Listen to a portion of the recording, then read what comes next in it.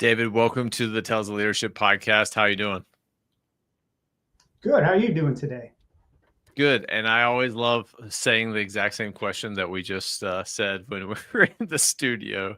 It is an honor and a privilege to have you on.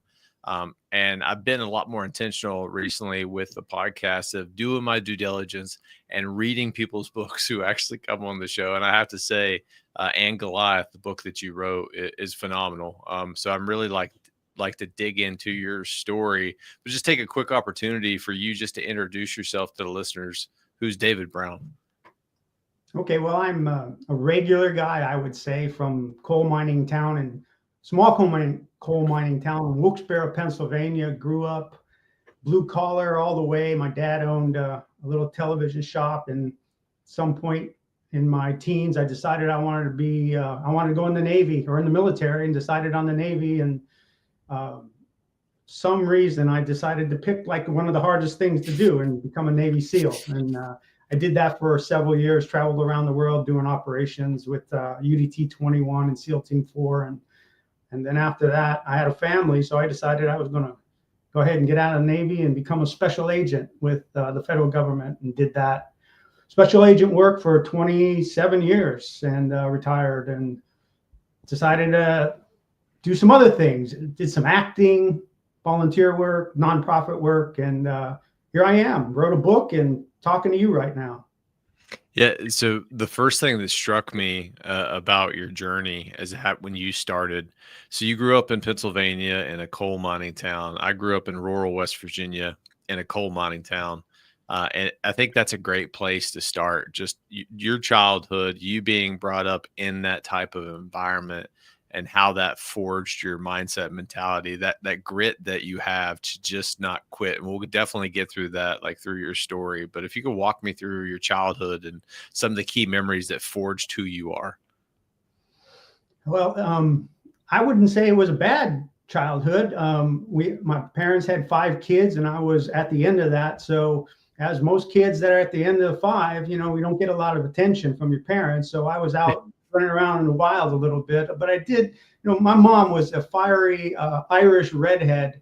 And I know I inherited a lot of her chutzpah, if you will, and her ability to be confident in herself, even though she didn't graduate from high school. And I adopted that pretty early in life. I was a little kid.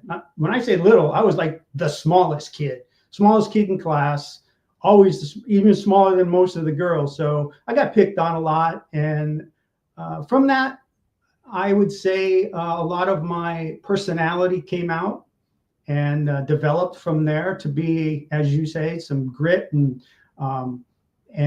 I stuck up for myself, got into a lot of fights, and that benefited me later on in life, not so much to get into fist fights, but certainly to stick up for myself. And so that's, as far as growing up in a coal mining town, you'd never think, why would someone, number one, go in the Navy if you're growing up in a valley in the middle of Pennsylvania where they're hauling coal out of the mines, and go into the Navy and decide to be a Navy SEAL of all things. And I guess the story behind that is I loved Jacques Cousteau, and I loved James Bond, and I loved all the cartoons of the time, Speed Racer and Johnny Quest, and my brother was a big motivator for me in that era.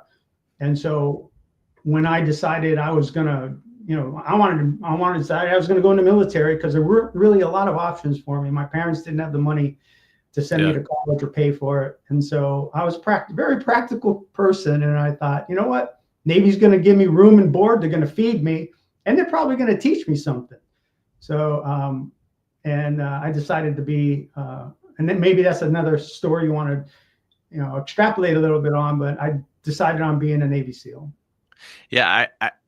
You, and one of the things that I took from your book is your willingness just to be extremely confident in your gear and your equipment. And then starting back with your first scuba experience, when you did your diving certification, you went a little bit deeper than you were supposed to. Was Was that where the love for you wanting to be a Navy SEAL or that drive really kind of came from when you first did that diving class with your dad? And I can't remember the name of that place.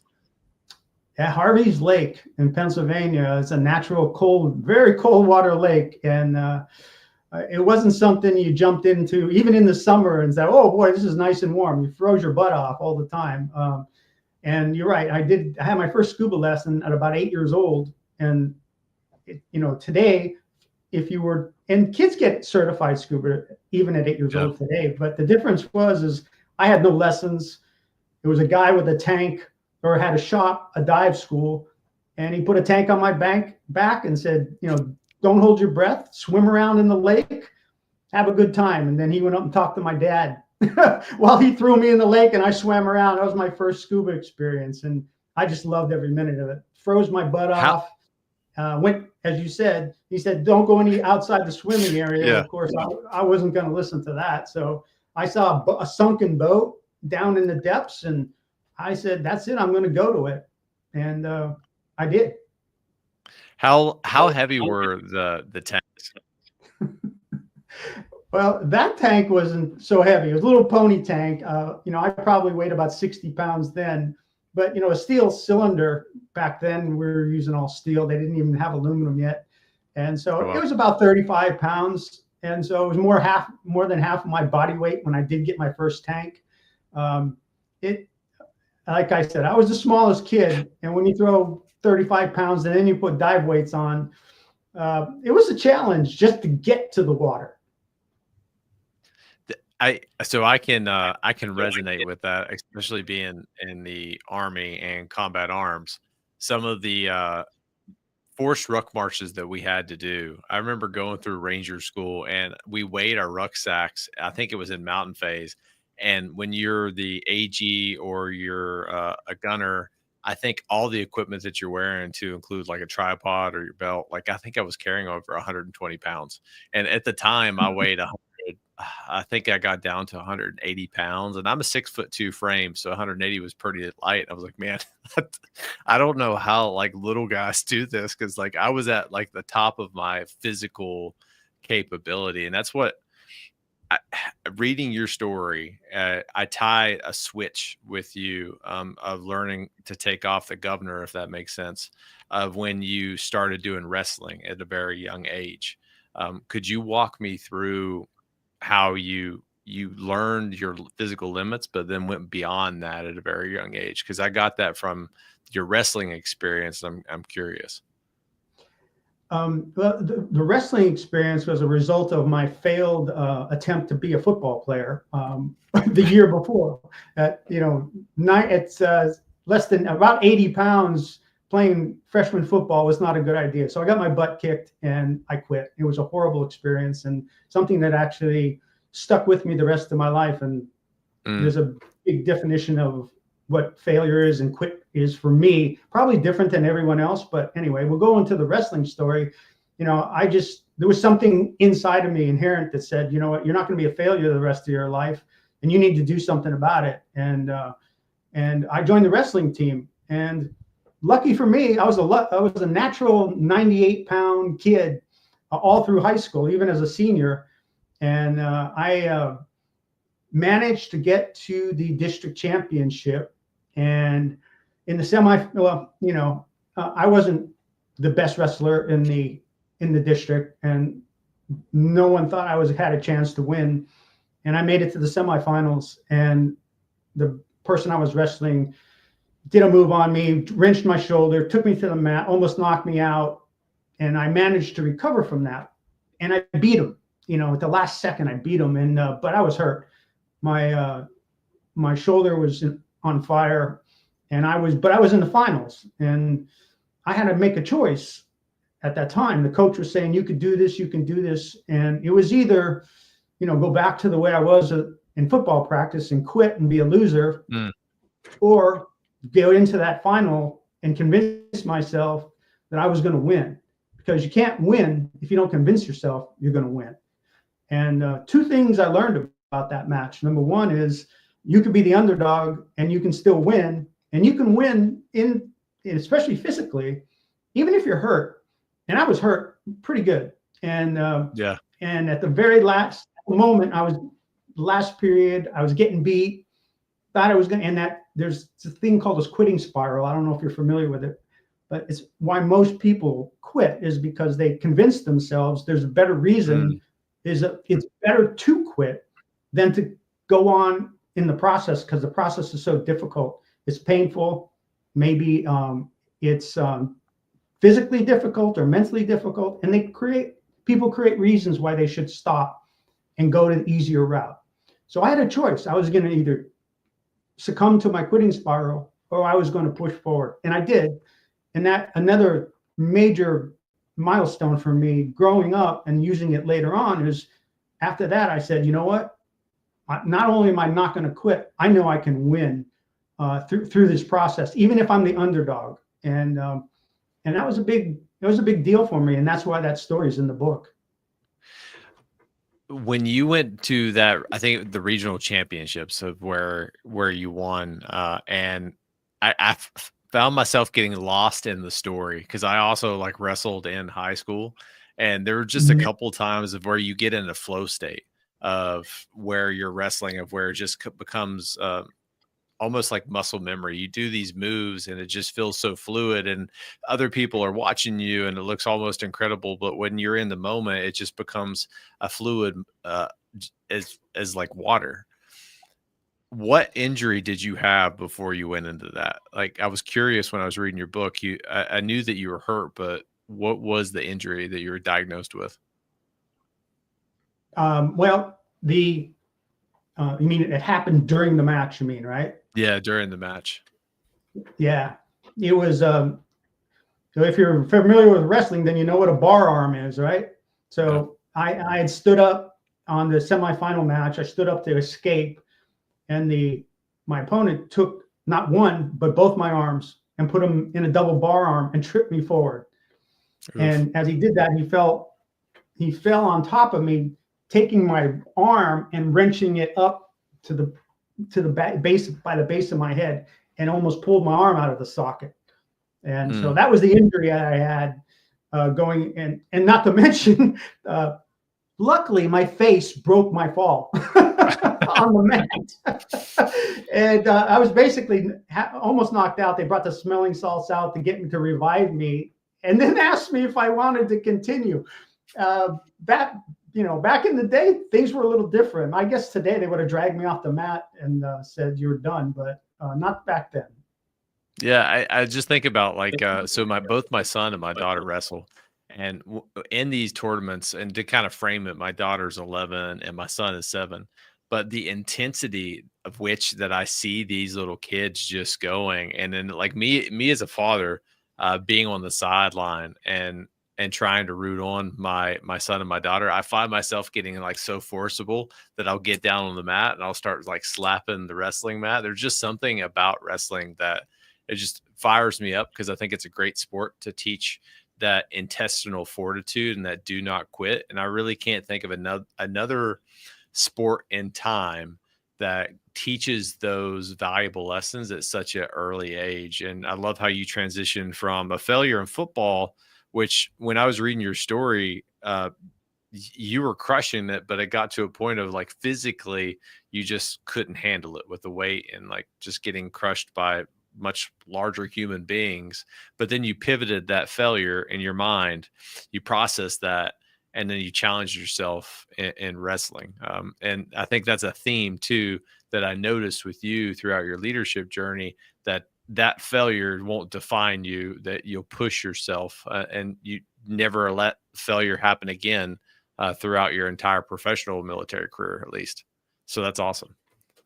And it's all about perspective. Some people say, oh, fail often, fail this, fail that. Yeah. I don't subscribe to that. I subscribe to, you can never fail if you learn from whatever you're doing. You can never fail. Failure is the complete loss and a complete disaster, if you will, that you didn't accomplish anything. And if you look at your life, at everything you do, and you go at it 100% and you work really hard, even if you don't make the grade or pass the test or make the run time, Yeah. If you look at it and say, well, okay, this is what I did, so this is what I need to do in order to succeed the way others perceive success, then you can Yeah. never fail. I never, after that, and I have naysayers. Oh, I say I never fail, and they say, oh, that's impossible. Well, no, it is. It is possible if you have the right mindset. I find myself going to a similar football story, but different. So first year, seventh grade, I start playing football. We have to run 2.5 miles one way to our practice football field. At this time, to some vulnerability, I may have been like 200 pounds, like in the seventh grade. So I wasn't the skinniest kid. I felt like we had opposite problems on the spectrum. And Mr. Truman, I'll never forget this dude's name, state trooper for West Virginia. And he's just having everyone go in a formation run, like military run. And I keep falling out and I keep falling out and I keep falling out. No one else is falling out except McMillian. Everyone's stopping on the side of the road. And they're doing push-ups in the gravel. And he's letting me catch up and run past them. And he's like, hey, they're going to keep doing push-ups, McMillian, until you improve yourself. And like, that's always stuck with me as such a valuable lesson, is that I failed my team that day. I'm never going to let physical fitness be another barrier to me and my team. So when I was reading your book, that just all those memories started flooding back in.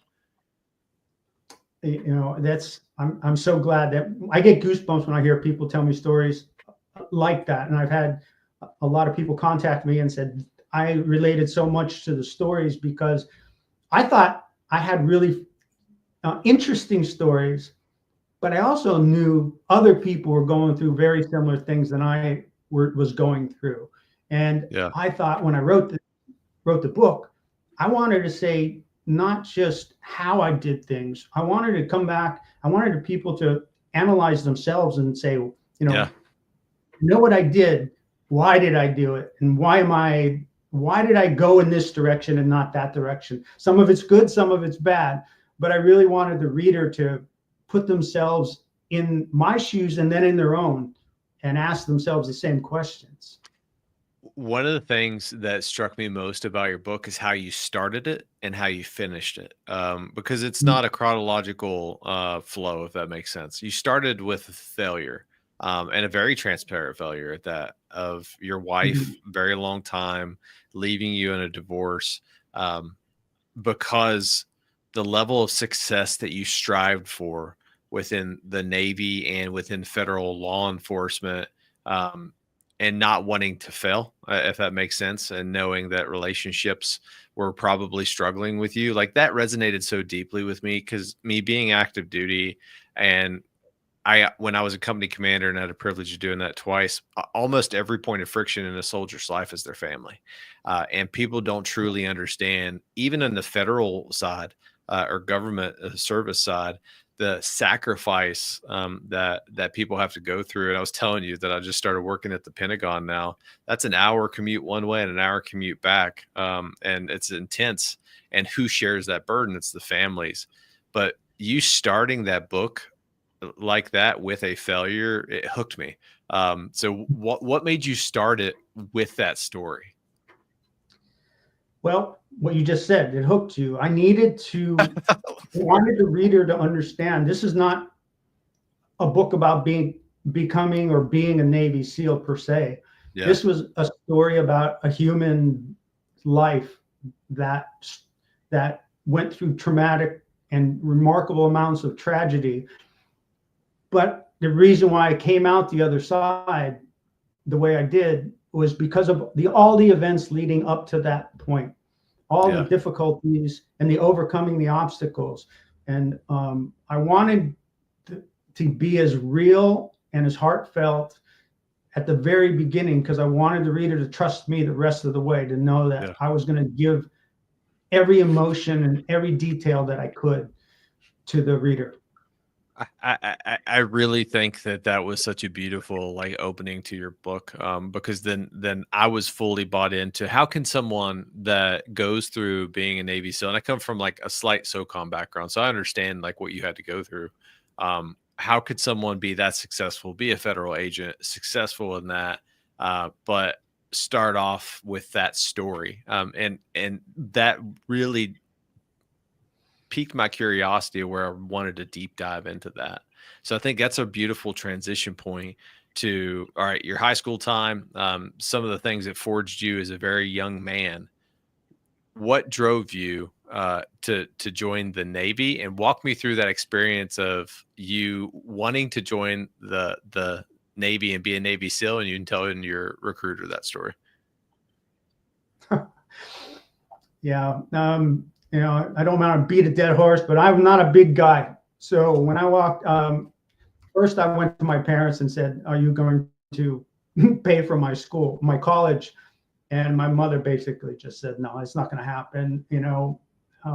I didn't know it at the time, but my family has a long history of military service, all the way back to the 1700s in the Netherlands. So it was natural. It was instinctive for me to go to the military anyway. And so when my parents said, "You're not going to pay for college," I said, "Okay, I'm going to look into the military then." And I actually looked into the Coast Guard. Coast Guard recruiter wouldn't guarantee me a rescue swimmer billet. So because I didn't trust anybody for that much to be able to swear my allegiance for 4 years and not have anything guaranteed, I went to the Navy. And that's when the recruit, walk in, talk to the recruiter. He says, "What do you want to do?" I said, "What do you got to offer?" And he hands me a book, Navy jobs book. And he said, "Take it home, take a look at it, pick something that is interesting." So I took it home, started looking, and all of a sudden I come across the page. It says UDT SEAL, Underwater Demolition Team SEAL. And then it just described all the things that Jacques Cousteau and James Bond did, jumping out of airplanes, blowing stuff up, machine guns, underwater. It was like my dream job. So I went back to the recruiter and I said, "This is it. This is the perfect job for me. This is what I wanted in my whole life. I'm a certified scuba diver and all this other things. I love shooting guns." And he just looked at me and just laughed and said, "No, you can't do that. You're too small. I don't know anybody who's ever made it through the training, but the ones that have are really big, muscular guys. And look at you. Pick something that you can really do and go read that book again and come back." And I did. He's an authority figure, right? So I figure, okay, maybe he's right. I went back and I looked at UDT SEAL again, and it wasn't like I could go on the internet. It was 1980. There was no such thing. And I just, from that 3 pages of description, I went back to him and said, "No, this is what I'm going to do. Sign me up." When you went back and you signed up, it wasn't a straightforward process. So what was it like for you leaving the civilian world and then joining the Navy? What were some of the struggles that you faced up front before you even got a chance to go try out at Buds? Yeah, I was, well, my parents were sick of Pennsylvania and the Pennsylvania weather. And like all people that were going to retire, they moved to Florida. Like the day after I graduated from high school, they went to Florida. So The day after, my home basically disappeared. I had no place to go. I lived with my brother over the summer, and the day came for me to enlist, and I did. And it was an all or nothing proposition for me. My parents were living in a 2-bedroom condo in Florida with my sister, raising my sister, and my brother was, living with his girlfriend. I had no place to go. It was either success or nothing. And I still remember flying out of Scranton Avoca Airport to Great Lakes, where the boot camp was, and I just had the best feeling I had. I just thought, I'm so glad I'm flying away and flying into my future. I was just so confident. I just knew it was going to be great for me to be in the Navy. You had a moment of defining arrogance versus confidence, and then talking about how confidence is part of your genetic composition. I guess if that makes sense, it's just part of who you are. Is that innate in people? Do you think that confidence is something that you learn, or is it something that you're born with? That's really a double-sided question, because in the book, I did a lot of research trying to answer why I am like the way I am, and came across a genetic scientist, Robert Plomin, who wrote a book called Blueprint, DNA, how DNA makes us who we are. And I was studied what he studied. And according to his research, absolutely confidence is born. You are born with certain skills that Yeah. contribute to a person being more confident. Doesn't mean you can't learn to be confident, but people who are predisposed to be confident have a much easier time. As in, when I was a kid, I was a confident little kid. And it's not like somebody taught me that. It just came out of me through my experiences, where people said I was too small to do this or too little to do that. To me, that was energy for me. That was fuel for my fire, if you will, to be more aggressive and to do better and to be a better person and to achieve the things that they couldn't say I could do. So to answer your question is, personally, I was born with it. I think if anybody, number one, I'd like to make a recommendation for everybody. If you're wondering about where you're going in life or doing, and you need to look at yourself, and you need to go back and look at your family history and look at your father and your parents and your grandparents and your ancestors, like I did. When I did that, all these things came clear to me why I am the way I am, because I inherited all these personality traits, and it all became clear. It wasn't like I had to take a personality test, which I have many times, like everybody in the government, right? But the only thing it did is it just clarified to me what I already knew. So that's the answer to your question. Yes and yes. You're born with it, but it doesn't mean, if you weren't born with it, doesn't mean you can't be confident through what I would call experience.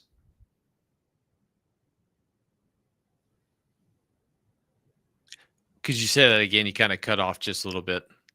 Oh, okay. Which part? The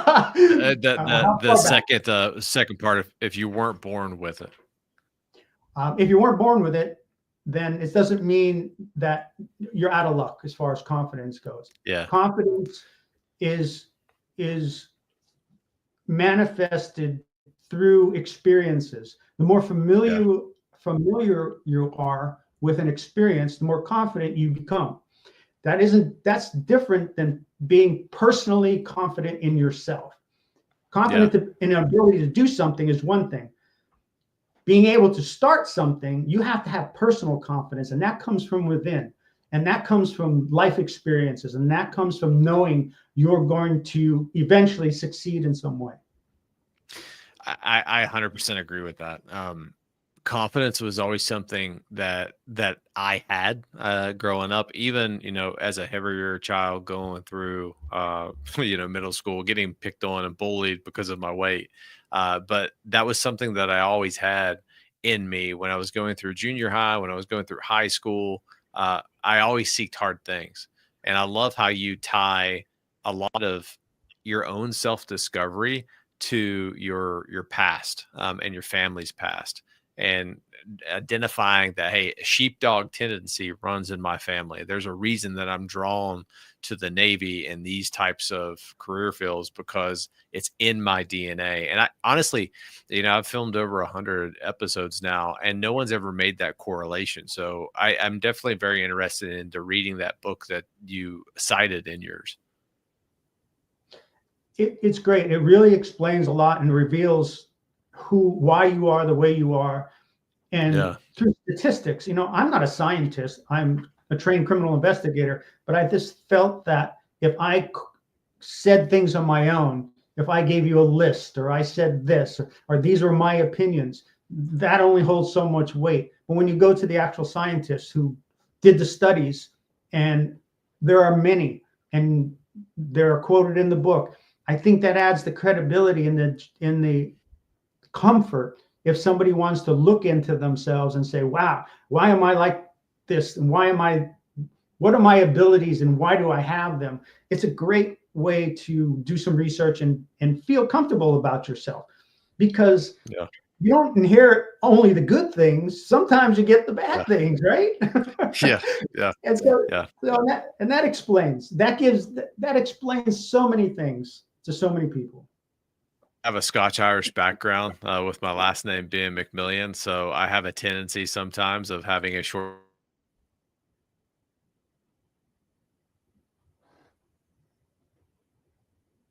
and reading and picking up that book, but kind of transitioning back to uh, your Navy SEAL time.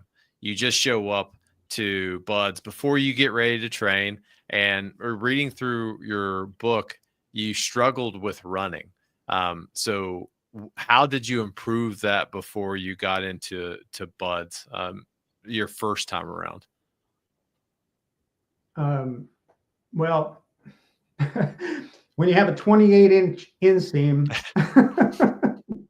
you're not going to be like the fastest runner, right? And maybe Yeah, there are some faster runners who are little short, killing kids, but I was just never a good runner. And I'm not sure if you want me to talk about the story going into Buds or the story that was the revelation as to how I made it through. well, I think the mentor that you had right at the beginning of Buds before you actually started gave you some very powerful advice that didn't stick the first time, but then when you went back the second time, and then you were able to partake that wisdom on everyone else.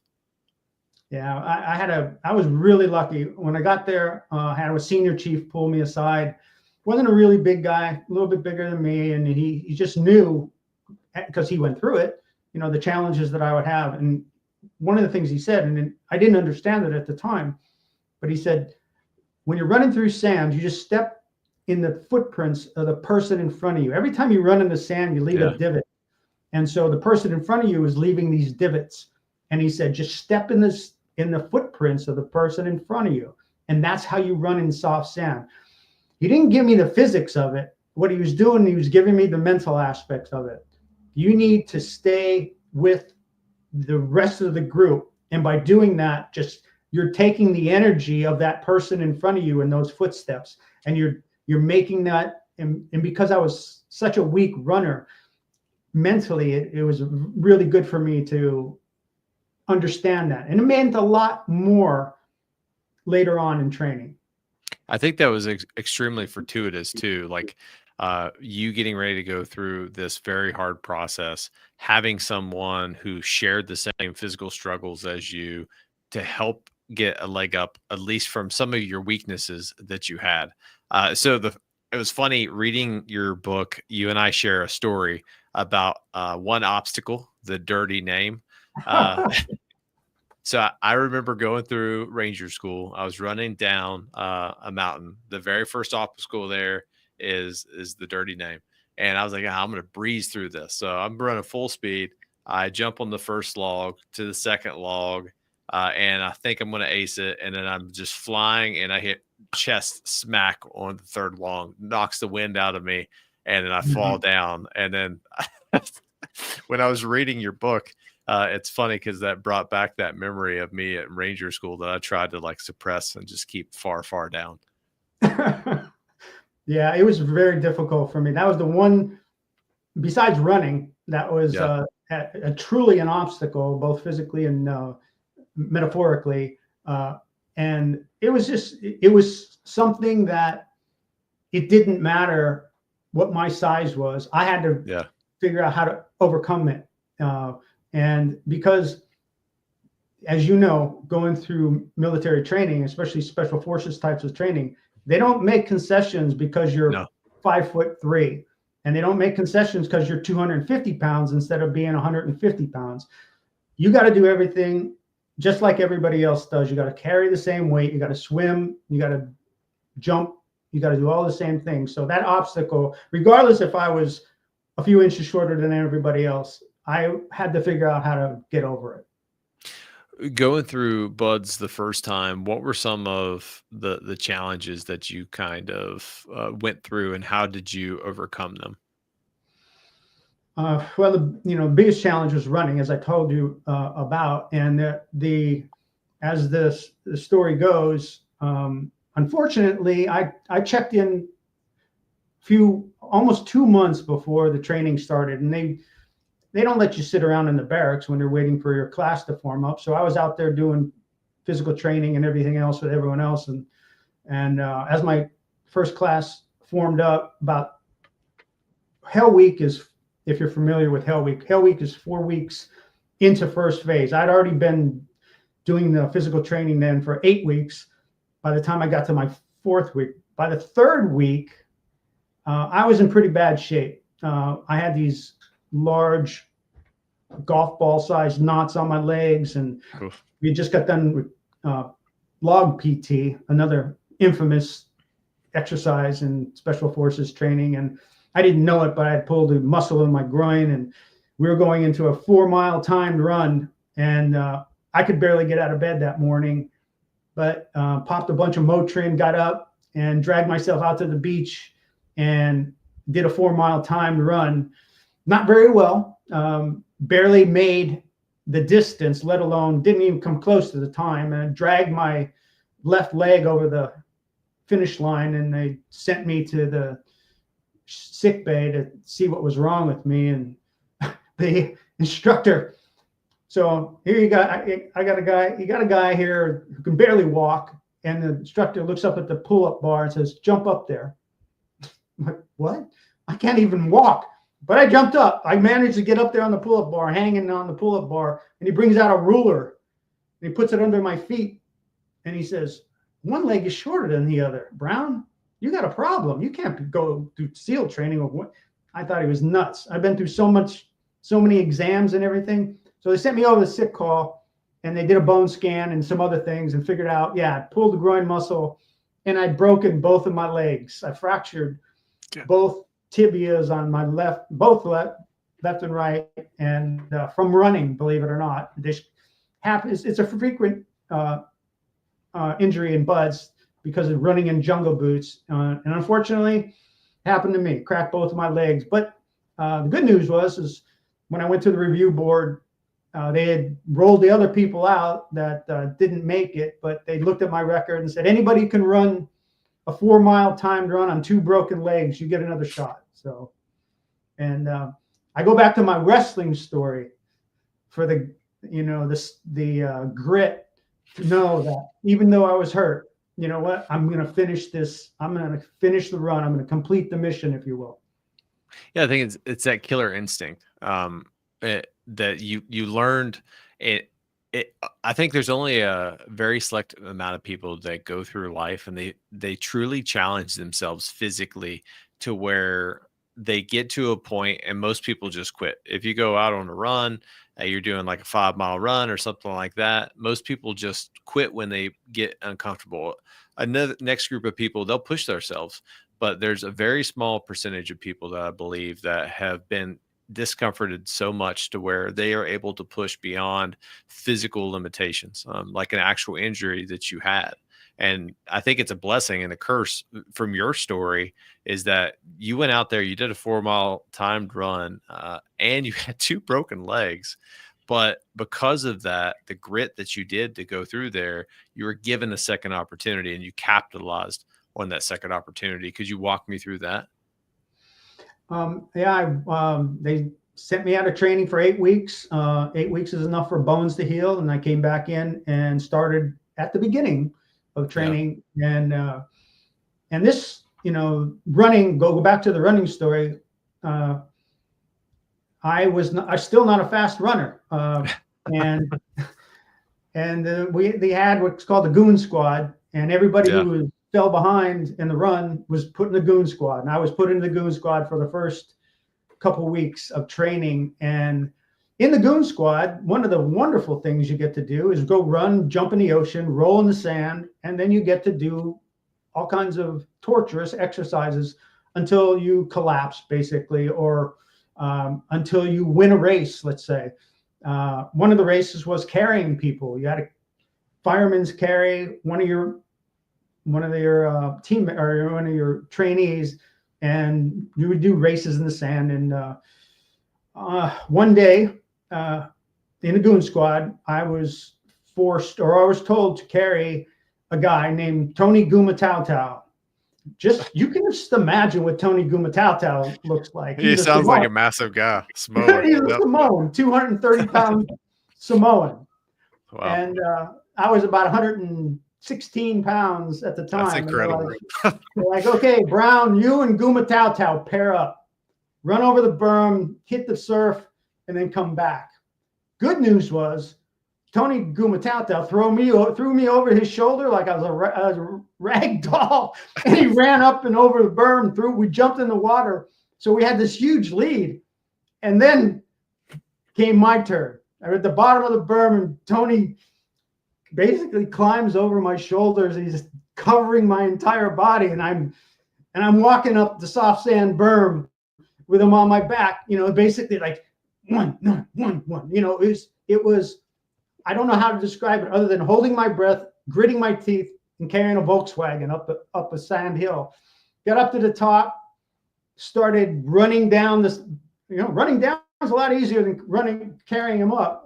Unfortunately for me, and probably funny for him, is I lost my footing, too much weight, right on my face. He buried me in the sand. We both jump up. Instructors are like, they're catching up, get up there. Tony jumps on my back, and I managed to cross the finish line before everybody else. And we won the race. One instructor said, that was the funniest goddamn thing I've ever seen in my life. Brown, go back to, you guys are dismissed, go back. But the story, the reason I'm telling you that story is because I knew I couldn't survive in the goon squad. I could never make it through buds being in the goon squad. And we had another run that week, and we were running down. We ran usually between 4 and 6 miles in the soft sand, and I was falling behind again. And the pack is pulling away, and I got the ambulance right behind me, just like, get in, buddy. You can go take a hot shower right now. You can quit right now. And I was falling behind, and I had to make a decision, like the other decisions I told you about. Am I going to give up? Am I going to get in the ambulance? Am I going to quit? Or am I going to catch up to the rest of the pack? And I swear, and I put it in the book, I had an out-of-body experience, and there's medical reasons to have one of these things. And I just almost like I left my body, looked down at myself, and I started sprinting. I couldn't feel anything. I didn't feel tired. I didn't feel hurt. I didn't feel hot. Sprinted up. Within a few seconds, I caught up to them, and I never fell behind again on a run. It was a switch that went off in my head that released super strength, like people lifting cars off people when they are in accidents. And I swear this is what happened to me. And I did something that I never thought I could, but up in my head told me I couldn't catch up. I couldn't run fast. I couldn't do this. I couldn't do that. And it was until I was able to release that negativity in my own mind, I wasn't able to do it. And then I finally did it. And that was it.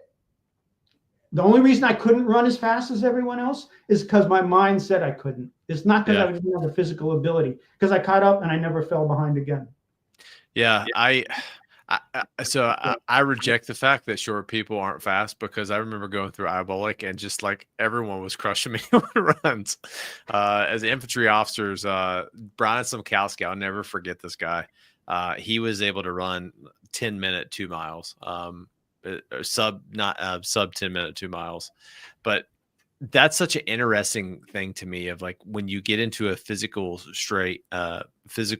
demanding obstacle that you're facing, and you're able to remove the governor, I guess, if that makes sense. Like, it's always like the famous examples of like mothers trying to protect their children, being able to lift very heavy obstacles and things like that. I really reflected on my past. I've never had that outer body experience that you had, but from there, once you had that, now you had an even more indomitable mindset that, hey, I am not going to fail. Was that moment for you when you were going through buds that you realized, hey, I got this in the bag? I wouldn't say I was so confident to say, oh, geez, I know I'm going to graduate now. I hadn't even been through Hell Week yet. But what I did know was that nothing anyone could do, even myself, was going to stop me from trying to Yeah. do it, if you will. If I don't want to say negative, I'm just saying nothing was going to stop me. I was willing to die out there on that sand. Yeah, And that's a good way of anything saying that they it. were going to throw at me is, you know what? I don't care what you do. I am going to make it through. I didn't feel like, oh, geez, yeah, I'm a tough guy now. I caught up with the rest of the pack, geez, everything's going to be easy.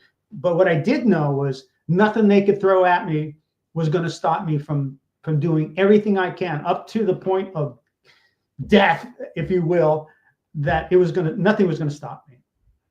When you were going through this training, were there common characteristics that you saw within like your peer group, for example, that you went through, especially the second time? I can't remember the name of your squad that you went through. Was it I don't want to sound negative, but the Smurfs? Yes. Yeah. Yeah. Smurf boat Yeah. crew. Yeah. And Was you can was there imagine. Go ahead. That's what I'm saying. It's like, was there a common character or value base that everyone had? Because the second time when you went through Buds, you were around a group of people and you won most of your competitions. We did. And the Smurf name comes, we were the very first Smurf crew because at the time, that's when the cartoon came out, just Oh, as wow. we were going through training. And so one of the officers came in and said, look at these little guys. They look like Smurfs. And so from that point on, every short boat crew is now called the Smurf crew. But your point is that, we didn't know each other from Adam coming into that. And the only reason we were paired up was because we're short. It wasn't like a personality comparison. You are this or you are that. It was we all had the same mindset.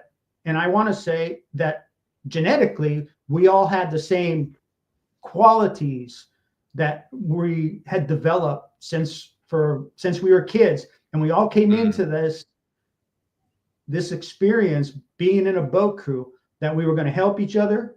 No matter what happened, we were all going to make it through, and we were going to win when we could win. And when we didn't, we shared the victories and we shared the defeats. Yeah. But we did it as a group and as a team. And there's nothing stronger, as you probably know from being in the military and being in a small unit, there's nothing stronger than a team dynamic. Yeah, team cohesion is everything. Just humor, and then the multiplication effect, I guess, if that makes sense. Like when you're put into a very hard situation, it's almost easy in a way. I had a really good friend tell me this one time of like, if you have a horse pull a trailer, that horse can pull 2,000 pounds. But if you have two horses pulling a trailer, two horses could pull 8,000 pounds. There's a multiplication effect that you have when you're just on a good team, that you can do more than you ever thought possible. And we did that. We outpaced and we outswam and we out paddled much bigger, stronger crews, simply because we did it as a very synchronized team.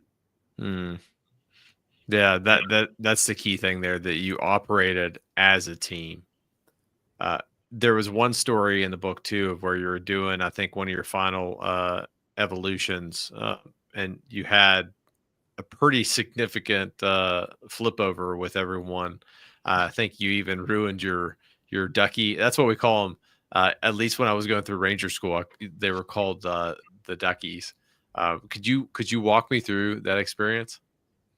Yeah, we were on San Clemente is the last phase, third phase, and land warfare. We're out there shooting guns, blowing stuff up. And one of the final tests is night surf passage is what it's called. So we had a rubber boats, which are called IBS, inflatable boat small, for everyone who's not familiar with that. So one of the final tests, you get in your IBS at night, you load it down with 400 pounds of demo, all your weapons, everything's tied in, and you paddle out into the surf and off San Clemente. Well, somehow we got selected to be the first boat crew out, and the waves, we couldn't see them. It was a no moonlight, cloud cover. It was complete black. Only thing we could hear was these huge breakers, just crushing it offshore. And we started our paddle out, we get pushed back, start paddling again. And all of a sudden we get out past the first rollers, and then we start getting sucked in to a wave coming in. And now these boats are 12 feet long, right? And they have 6 people on them, and we're paddling as hard as we can. And all of a sudden we're paddling, the boat's going faster than we're paddling. That's how this wave was sucking us into the trough. The boat basically just stood up straight on in, and the wave was so big it curled over the top of this 12-foot boat. So you can imagine how big this wave was, and just crushed us. People went flying everywhere. Never saw the boat again. Didn't see any of my crew. They went under. I went this way. They went that. Everybody was scattered. And I thought I was going to drown because we didn't have any active flotation at the time. Everything was tied up. You had to activate it, and you never activated your life vest in training because you never had to. But this was a real emergency. I was getting pounded under the water after 1 or 2 breaths coming up, and the waves pounded me. I finally pulled my life vest, which saved my life, and ended up making it into shore. And a really interesting story, if you remember, I thought I was going to get crushed on the boulders because the waves were breaking on them, and somehow a wave picked me up and landed me right on top of one of the boulders. It was amazing, and I just stood up. It was like perfect 10. Holy mackerel, I'm still alive. and unfortunately for the rest of my crew, they were sucked out to sea, and they ended up popping a flare, and they were rescued. And then they basically called the rest of that evolution off because it was so dangerous. We were going to get somebody killed, basically, if they continued. So yeah, that was one of those, oh crap, I'm going to die situations. When I was reading your book, I was like, "Yep, I'm glad I joined the Army." Because like the extent to my, I guess, IBS training is that we had to go to Santa Rosa Island in Ranger School, and we paddled across this very nice waterway at Eglin Air Force. That was the extent of my water training. When I was reading that, I was like, "Man, that is intense," and it's crazy too, like how lucky, kind of looking back at it now. And that was a something in your book too. I think you called it ROL, return on luck, of how lucky you were to be picked up by the water and just put on that rock almost like at the perfect time at the perfect spot, because that never happens. Divine inspiration or divine intervention is all I could say. Was it was 2 things. 1 or 2 things were going to happen. It was going to pick me up and crush me on it, or it picked me up and set me right on top. So it's really good to be skilled, but it's really even better to be lucky and skilled. Agreed. Yeah, we had a saying in Afghanistan, because there's just so many IEDs. Every step is a lottery. You don't know what ticket you're going to draw. I 100% agree with that. Is that I've seen some of the greatest war fighters, be casualties. And at the end of the day, they're at the wrong place at the wrong time, and they didn't have the right odds in their favor. That's just the nature of the beast. It's definitely luck. A lot of the time with success in our chosen profession, it definitely is luck is a huge factor. Yeah, kind of continue. Go ahead. It's nothing you can dwell on. You won't do the mission if you dwell on the possibilities of you not coming home. And we always thought, I always knew I was coming home. So yeah, I had the same mentality. It was funny when I would be deployed, I would cut off comms from my wife, if that makes sense, because mentally I had to be in the game. There couldn't be any distractions. I was in it. I had to stay focused for my men that I was leading. And that if I were to talk to my wife, I would lower my guard. I would get complacent. I would get comfortable. She still holds it against me to today. She was like, "Hey, all your friends were calling their wives and texting, and because they would go to this little MWR where they were able to do it, but you never called me. It would go like 4 months at a time before you call me." He's like, "Well, just know that I'm here and I'm alive. You're welcome. That's the prize." You know what you just said. I know you asked your other participants, other interviewees, the definition of leadership. And what you said is the definition of leadership is to be the example for everyone to emulate. And in order to lead, you had to be in that mindset, and you had to be the example, because if you weren't, it was the difference between their lives, making it out alive or not. Yeah. Yeah, that was going to be one of the questions I was going to ask you, of how you define leadership. Usually I always start at the beginning, but with this one, I wanted to spend a lot of time on your book because I just loved the structure of your book. So you go through Navy SEAL training. A lot of that is self-leadership. There's some team level stuff, but once you get through that, you get through Hell Week, you show up to your first team. What was that experience like? Because I don't think luck again, return on luck. You never really had a conflict that you were deployed in. You were in relatively a time of peace, correct? I was, yeah. Oh well, there were several things that happened, and again, luck would have it, I was not involved. Beirut, Grenada, and Panama. Beirut, Panama. Yeah, those are the ones that were. In fact, I was in Brazil when Grenada happened. I mean, we were the logical platoon to send to Grenada. We had been training for over a year. We were deployed. We were right there. And still to this day, I have no idea why they didn't send our platoon to Grenada. No idea. I mean, we were a stone throws away practically.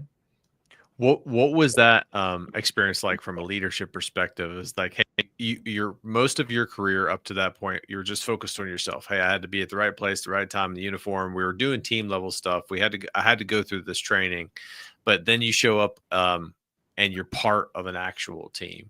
What was that transition like for you? Well, luckily, BUD/S really instills into you with the team attitude and the team mentality. But once you get to the teams, it's different in this way. Each person in a platoon is responsible for certain things. I was, for instance, I was involved in cartography, water ops, diving ops. So I was a diving supervisor. So I was responsible for every platoon member's life when we went on a dive. I organized it. I did safety briefs. I made sure equipment was right, and everybody in the platoon had their thing. There was air ops, there was demos, there was weapons, and so we have a saying: trust them with your life, not your money or your wife. Okay, so there's a I love that. There's this level of, you know what? I don't care what happens off of this ship or outside of this operation. Everyone was it's hard to describe how meticulous we were when we were taking care of each other, preparing for an operation. Everybody felt 100% that everyone's life depended on them, and they acted accordingly. Yeah, I understand that just from the standpoint of like going through actual combat operations, doing PCCs and PCIs. From the Army perspective, having non-commissioned officers just be very intentional with junior soldiers, making sure they have the right equipment, checking them, making sure they have all the right tourniquets, the medical supplies, everything that they need. And in a more specialized unit, it's a smaller team. So you have more duties and more responsibilities and more specific skill sets. So you lean on each other even more. And it's a tighter bond because it's truly life and death most of the time for a smaller team and a smaller organization. Go ahead. I was going to say, when you pull the ripcord, the parachute has to come out. You know, you take a breath underwater, the air has to come into your lungs, and we were individually responsible for those.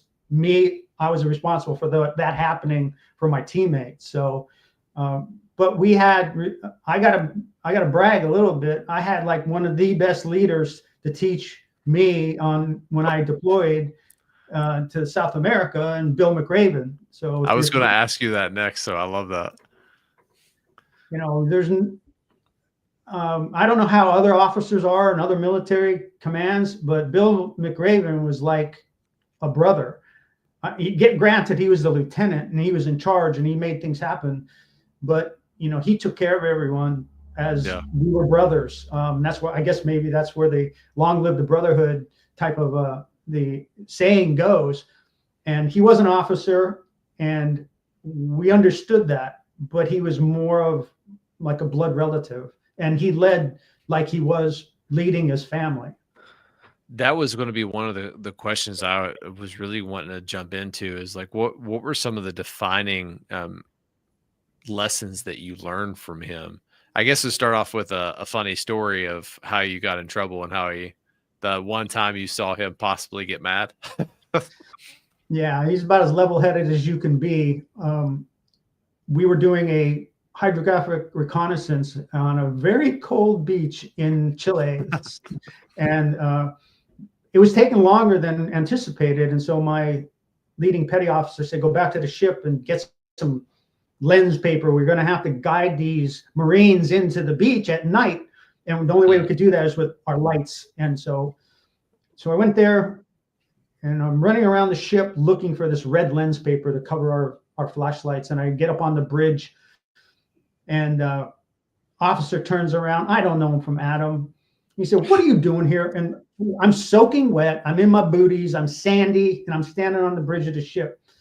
And I really didn't have a lot of deference to a lot of different people. So I could care less that he is an officer. I just needed my lens paper, and I needed to get back on the beach. And that's what I told him. I need red lens paper. He said, "What do you need that for?" I said, the landing's taken longer than anticipated. He said, "It's going off." The officer said to me, "It's going off as planned." I said, "Are you kidding me? The way this ship is run, it's going to be tomorrow morning before we get those LBTs on the beach." Oh, and I got wide-eyed, and I was like, "Uh-oh," because he was pissed. So I ran off the bridge, and then the next day, McRaven called me into his stateroom, and he said, "Did you have a conversation with an officer on the bridge?" I'm like, "Yeah." I told him what happened. He said, "You know that that was the captain of the ship, and you told him he didn't know how to run his ship?" I got my ass chewed out for like 30 minutes. He said, "Don't you ever go on the bridge again." And he said, "Get the hell out of here." That was the best story in the world. When I was going to the Naval Postgraduate School, I had no idea. I was naive to the fact that a captain in the Navy is not a captain in the Army. It's a colonel. Yeah, so I may or may not have had a similar experience as you going through that.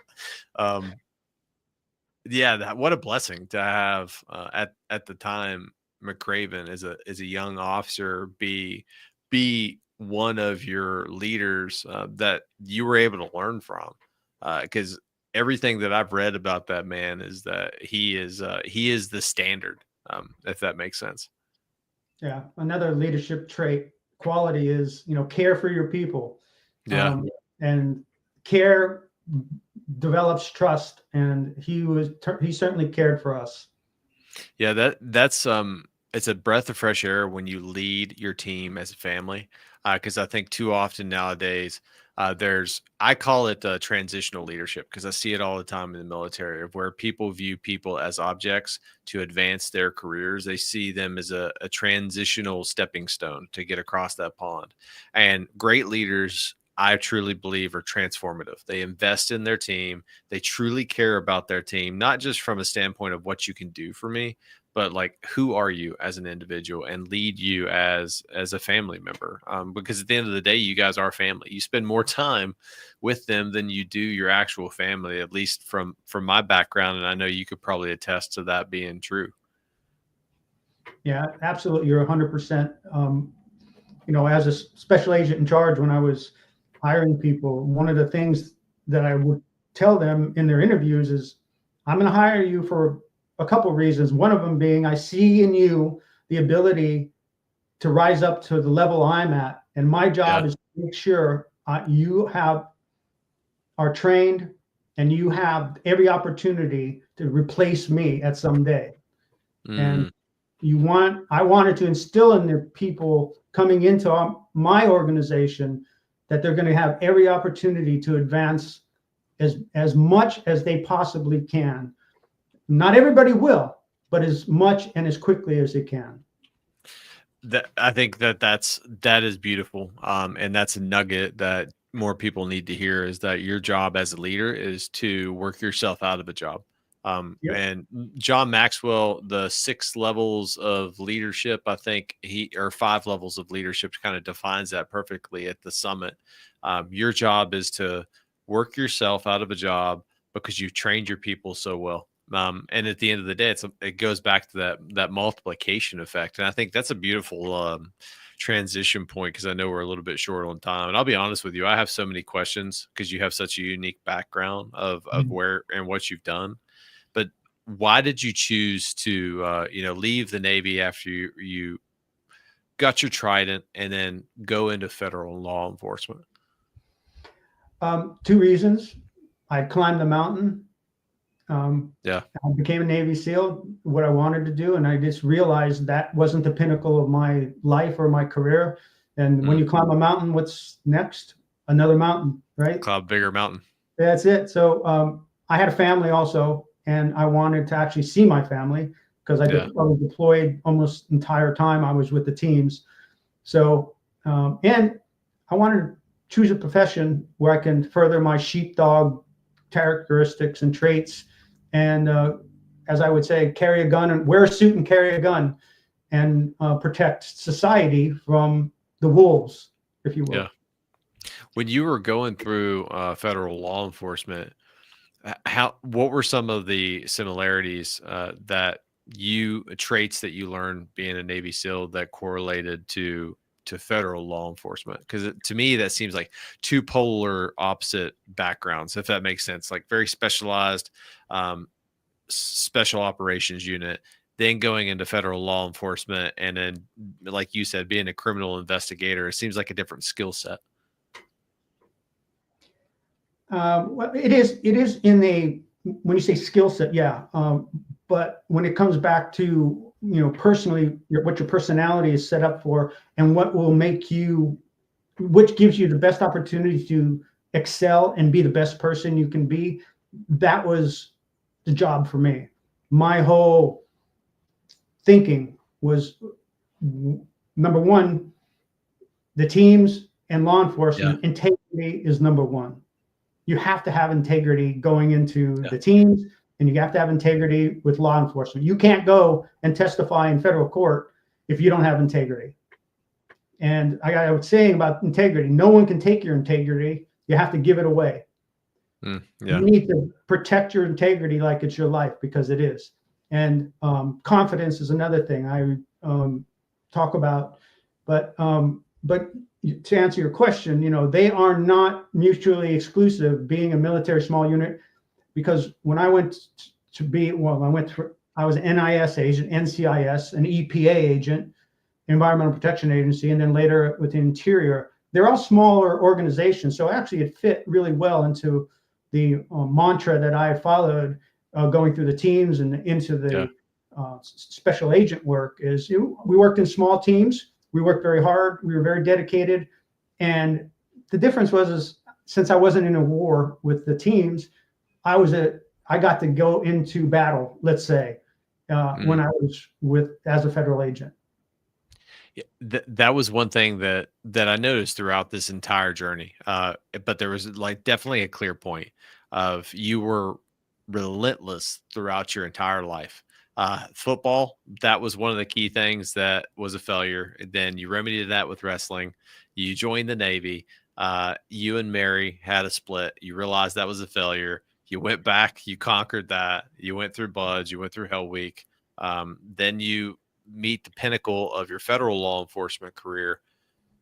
And this is where the story kind of circled back in the book, where it started off with.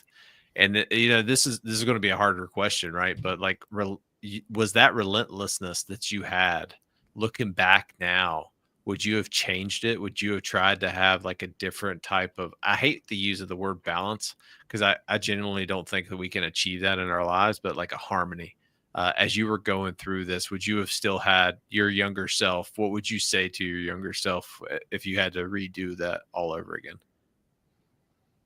Um, I don't think it was possible to have changed anything. Even I was who I was at the time, Yeah. and I don't, without experiencing the things that I did, I don't think I could have gone to a younger self and said, Dave, I think maybe you shouldn't work so hard, and maybe you should go home, and maybe you should take more vacations, and maybe you Yeah. should, maybe you should do all those things like I would say normal people do, because it wasn't in me. It just it was not possible. It Yeah. wasn't who I was. I would have been miserable. And I don't want to say that I'm glad, I sacrificed my marriage or whatever. I'm just telling you that the life, I don't have any regrets, I guess is what I would say. I am a much better person now because I've Yep. gone through all that crap and I've overcome it. Whether it was family matters, whether it was, working hard or too hard. And I guess at this stage of my life, I'm a much better and much happier person because I got to live through it. That's where I left wanting more at the end of your book, of where you had that epiphany that, you know, you had your marriage, then your second relationship immediately after, she ends up dying of cancer, which is, absolutely insane.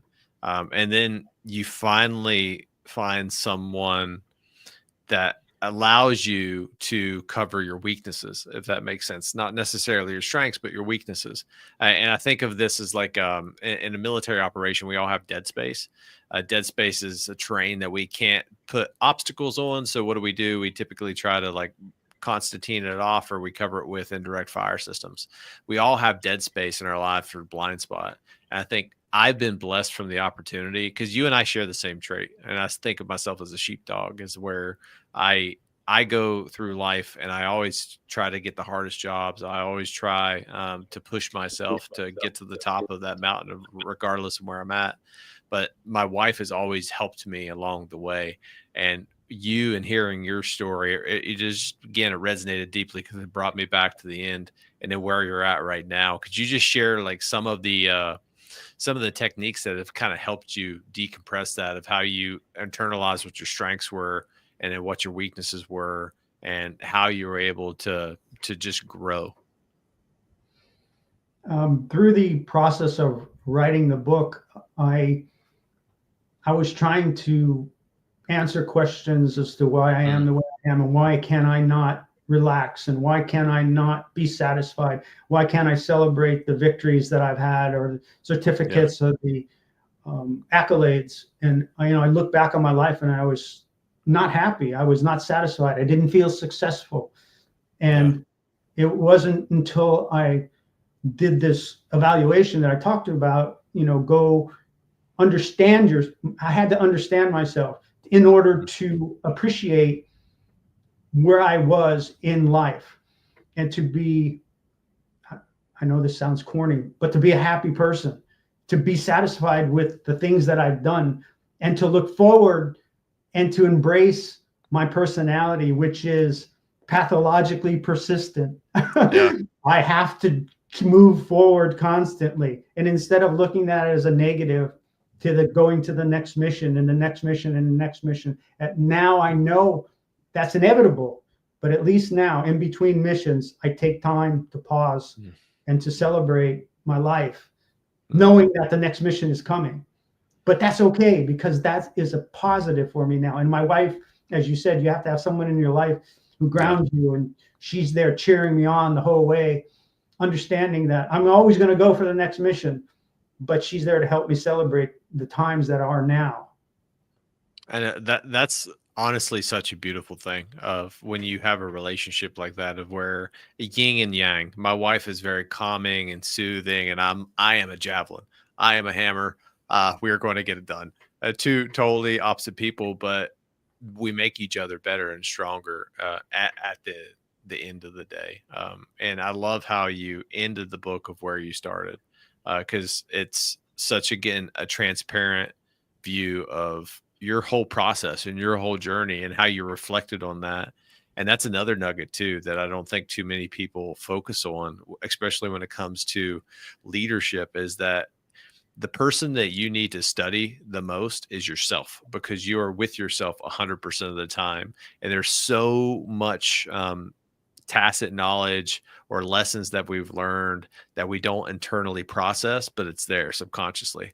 And the only way to get that out is to reflect and through journaling. And you writing this book in a way was, a journaling experience for you, a therapeutic process for you, of now yourself probably way more on the other side of this after you wrote the book. So I think that's beautiful of how you were able to do that, and to heal and understand, hey, this is why David does what David does, and this is what makes me awesome about it, but that's okay.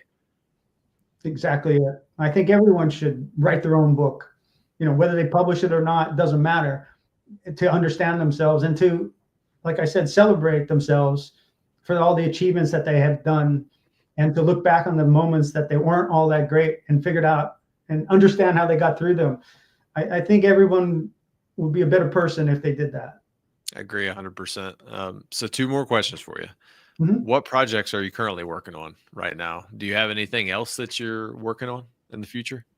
Yes. I have something else. I always have something else. There's always something in the works. And, when I've told this story several times, and, when we talk about special agent work, one of the things people just are amazed with is that the Environmental Protection Agency has special agents, and we do undercover work, and we do all these cool things that nobody ever knew about. And people are saying, man, you got to write a book just about that. So I've started to write my second book, and it's that's awesome. Right now, the working title is Toxic Justice, the St. Louis File. I love that title. That is genius. When that book is done, let me know. I'll devour that one too, and we'll have you back on, and we'll do a deep dive through your federal time. That'll be awesome. Great. So last question for you, brother. How can our listeners support you, and how can they best find the book? Oh, you can certainly go. It's on Amazon, and the best way to look it on Amazon is And Goliath by David Brown, because And Goliath, there have been a number of books by David and Goliath. You can go to Amazon with And Goliath by David Brown, or you can go to my website, udtdave.com. Underwater Demolition Team, dave.com, UDT Dave. And you know what? The great thing about websites, you can put up pictures and tell stories and interact with people. It's a lot of fun. I'm so lucky that, I've been able to tell my story, and people are just loving it, and it inspires people. So I'm really happy about that. Yeah, Dave, this has been an awesome opportunity to connect with you. And then too, like reading your book reflected on some of the shared experiences that you and I both have, just 2 different stories. And it was a blessing from that standpoint. That's one of the blessings of sitting down and slowing. Stop, silence your mind, take a tactical pause, observe your surroundings, and pursue with purpose. So thank you for everything that you've done for this country, everything you continue to do. And it's an honor to get to know you. Thank you. It was such a wonderful time. Really had a good time. Great questions. It was just so easy. You're a great host. Thank you so much. Yeah. Have a great night, Dave. Thank you.